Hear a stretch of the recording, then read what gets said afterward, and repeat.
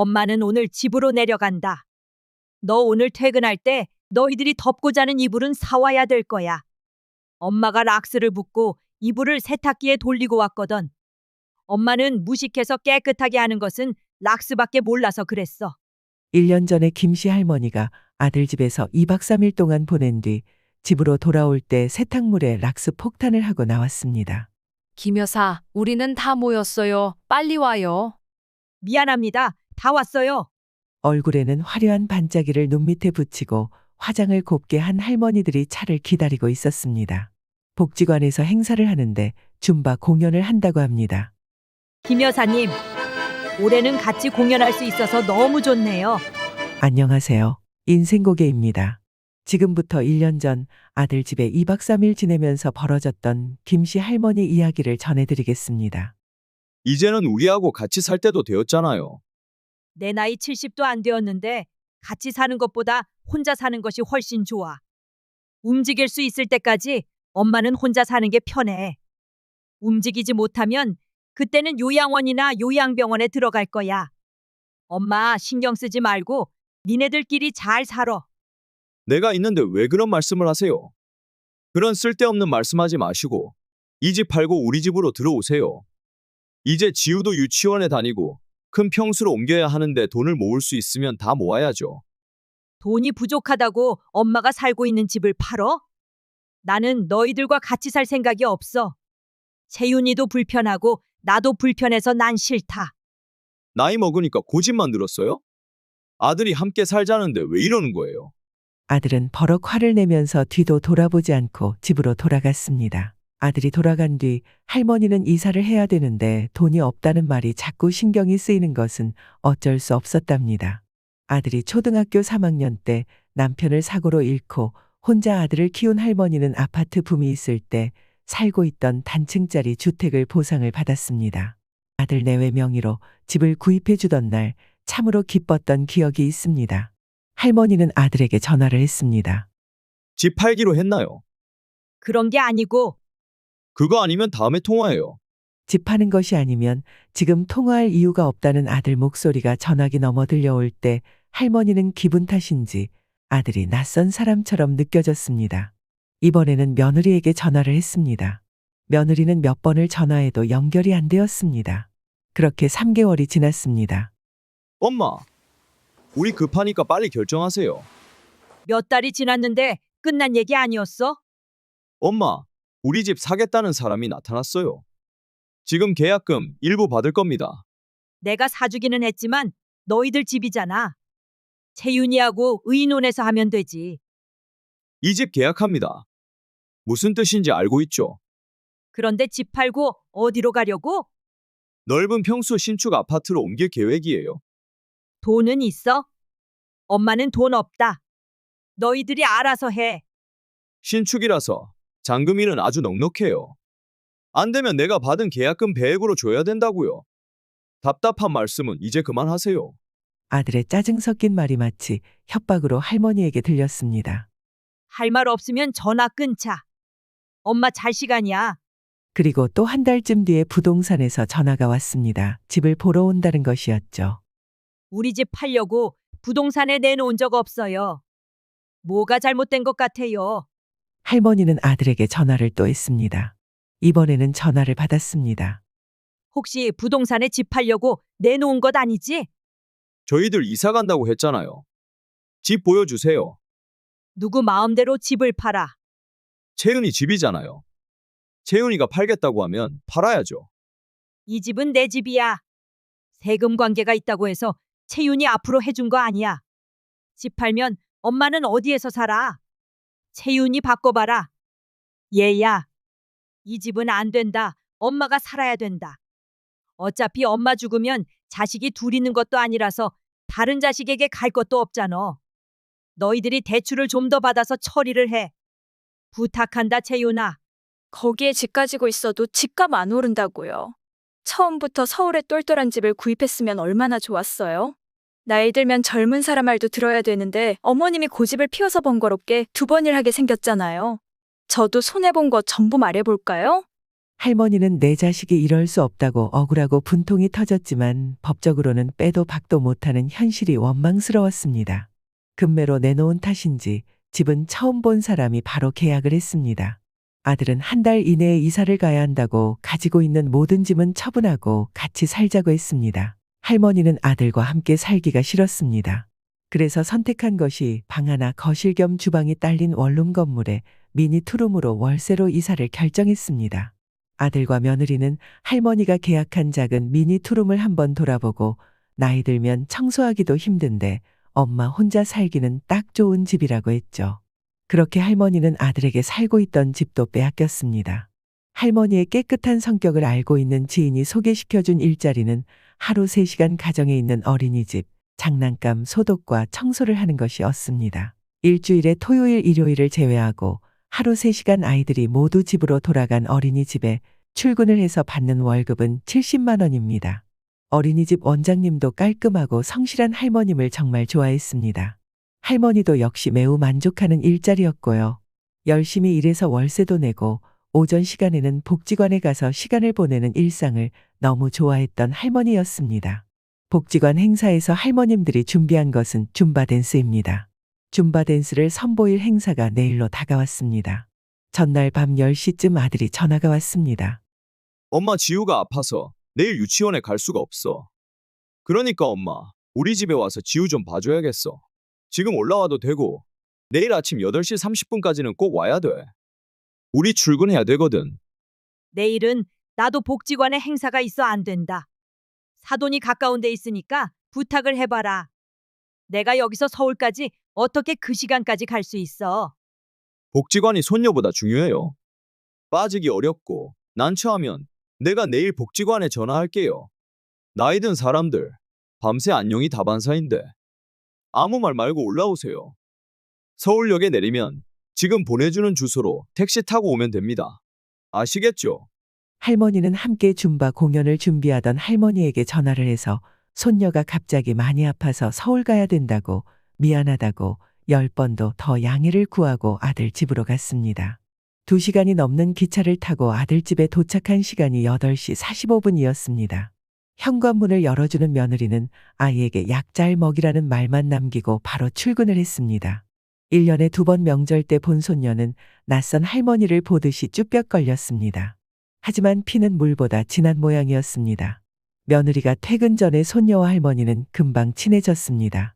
손녀가 열이 내리고 잘 놀아서 청소라도 해야 되나 하는 마음에 안방 문을 그냥 빼꼼히 열어보았습니다. 정신없이 흩어진 옷가지를 보면서 치워줄까 하는 마음도 있었지만 며느리 방 청소해 주었다가 욕만 들었다고 하는 친구가 했던 말이 생각나 얼른 문을 닫았습니다. 그리고 거실과 주방을 치우기 시작했을 때 며느리가 들어왔습니다. 왔냐? 수고했다. 지우 아빠는 언제 들어와? 궁금하시면 직접 전화해 보세요. 알았다. 내가 전화해보마. 지우 아빠야. 넌 언제 퇴근하니? 채윤이가 말 안 했어요? 나 오늘 회식이라 많이 늦어요. 먼저 식사하세요. 늦다고 하네. 나 새벽에 나오느라 아직 밥을 못 먹었어. 저녁이라도 좀 먹을까? 전 회사에서 늦게 점심을 먹어서 별 생각이 없는데 어머님은 라면 하나 끓여드려요? 지우도 밥 먹어야 될 거 아니야? 지우는 냉장고에 있는 케이크 한 조각 먹으면 돼요. 아니다. 저녁에 라면보다는 김치하고 밥 한 숟가락이라도 먹어야 속이 편하지. 먹을 게 없다니까요. 할머니는 가슴속에 화가 치밀어 올라왔지만 꼭 참으며 나 오늘 내려가도 되지? 지우는 어떡하고요? 이번 주 주말까지 돌봐주셔야죠. 나 잠시 나갔다 오마. 할머니를 따라 나서는 손녀를 달래놓고 할머니는 밖으로 나왔습니다. 밖에는 늦가을비가 제법 내리고 있었습니다. 우산도 없이 할머니는 높은 아파트 사이로 비를 맞으며 식당을 찾기 시작했습니다. 눈에 보이는 국밥집으로 들어와서 앞에 놓인 따뜻한 국밥 한 그릇에 눈물이 왈칵 나왔습니다. 옆에 사람들이 쳐다보았지만 눈물은 좀처럼 멈추지 않았고 울면서 허기진 배를 채우고 있는 모습이 불쌍해 보였습니다. 비에 젖은 나뭇잎이 길바닥에 딱 붙어 있는 길을 걸으면서 아들에게 전화를 했습니다. 여기 가까운 마트는 어디 있어? 마트는 왜요? 시장을 좀 볼까 해서. 시장 보지 마세요. 채윤이 집에서 음식하는 거 싫어해요. 이번 주말까지 있으라고 하는데 엄마는 그럼 굶고 있어? 지우 먹을 거는 장모님이 가져다 주실 거고요. 엄마는 간단하게 편의점에서 먹으면 돼요. 아시겠죠? 다음 날 아침 사돈이 집에 왔습니다. 사돈 오셨어요? 이건 지우 오늘 먹을 음식인데 냉장고에 두었다가 정해진 시간에 먹여야 해요. 이렇게 매일 지우밥을 가지고 오세요. 우리 딸이 집에서 밥해서 먹는 것을 정말 싫어해요. 사돈도 배고프면 나가서 식사하시고 오시면 돼요. 내 아들은 어떻게 먹고 살아요? 모르셨구나. 김서방은 아침 안 먹어요. 점심과 저녁은 밖에서 먹고 들어오고요. 처음에는 밥 때문에 많이 싸웠는데 이혼 안 하고 살려면 어쩌겠어요. 요즘 여자들 직장 다니면 힘들어서 밥 해먹는 여자들 거의 없답니다. 사돈은 사돈 딸이라 괜찮으시죠? 전 이건 아니다 싶은데 사돈이 돌아간 후 손녀를 데리고 할머니는 어제 갔던 마트로 갔습니다. 햇반과 컵라면, 김치, 그리고 손녀가 골라온 과자를 사가지고 집으로 돌아왔습니다. 컵라면으로 점심을 먹기 위해 물을 끓이고 햇반도 하나 돌렸습니다. 마침 그때 손녀에게 며느리 전화가 왔죠. 엄마, 나 지금 할머니랑 컵라면 먹으려고 해. 뭐? 할머니 바꾸라고? 나다.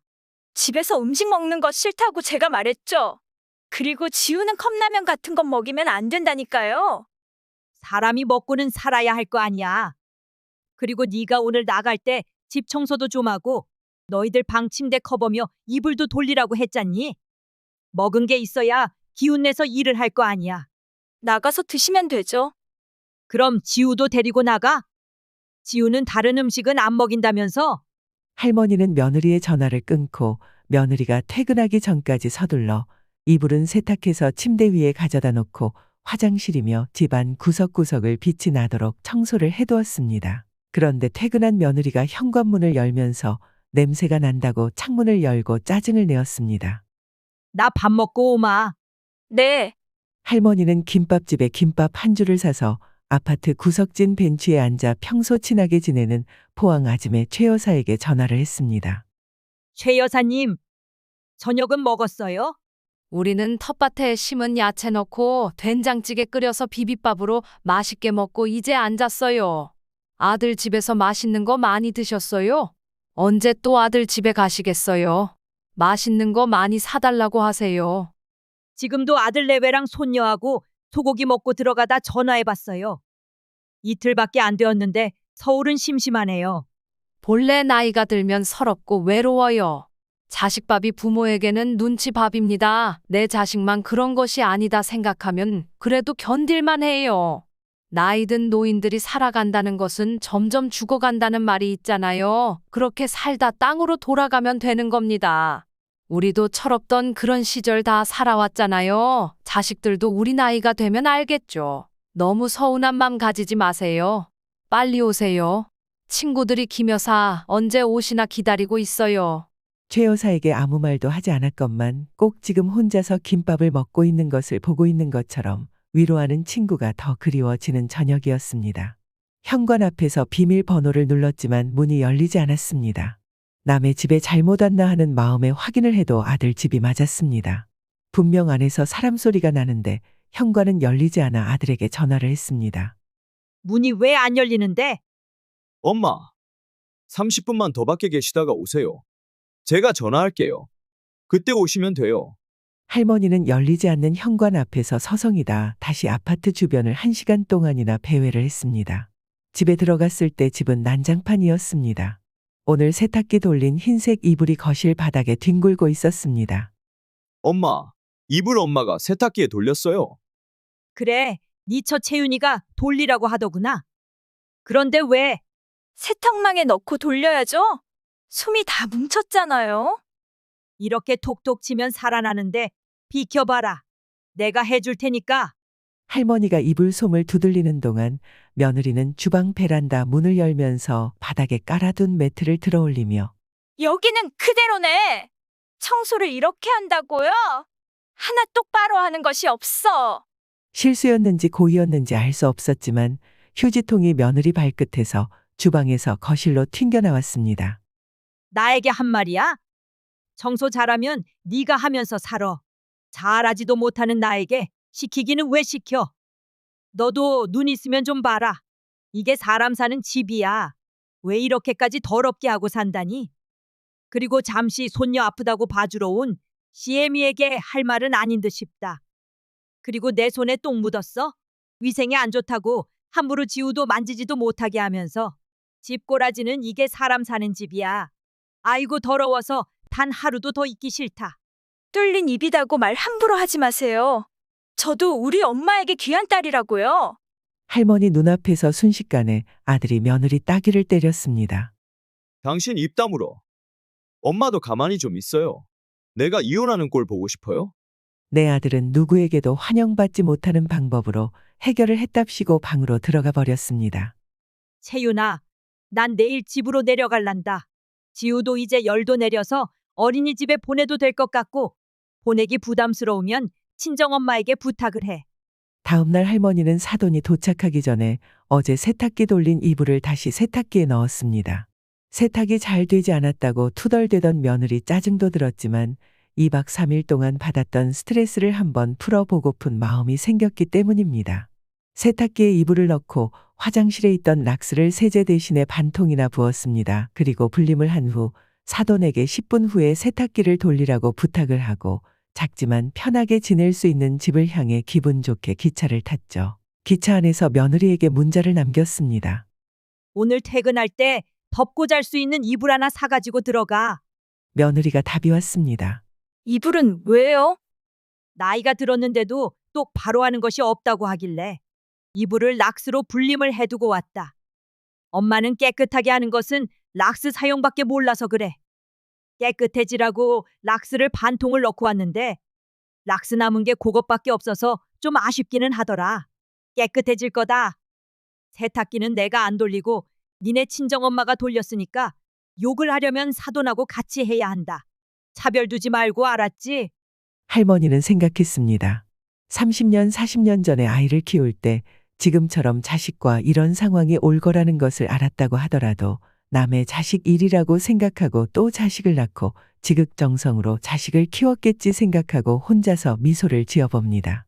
열차 창가에서 지나가는 예쁜 단풍잎과 때로는 멀리서 보이는 공장들, 아파트를 보면서 저 속에서 살아가는 사람들 중에 난 한 사람이고 사람들은 각자 행복하게 사는 방법으로 각자의 삶을 살면 된다고 생각하니까 아무 미련도 서러움도 없었습니다.